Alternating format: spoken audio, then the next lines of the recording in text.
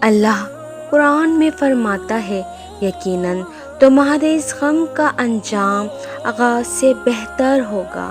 پھر کیوں تھک گئے ہو، کیوں راہ میں ہی رک گئے ہو، کیوں خود کو ان غموں تک ہی محدود کر لیا ہے، کیوں دعا نہیں کرتے ہو؟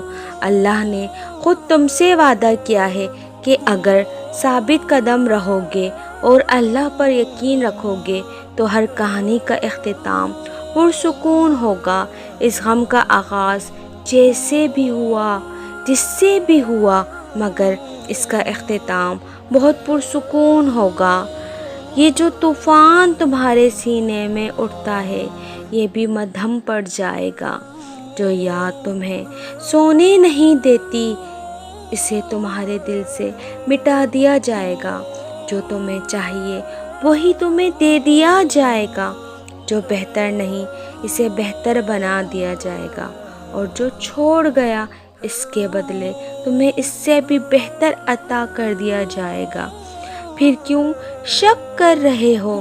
اپنے رب کی رحمت پر بھروسہ رکھو، اب جو ہوگا بہت بہترین ہوگا۔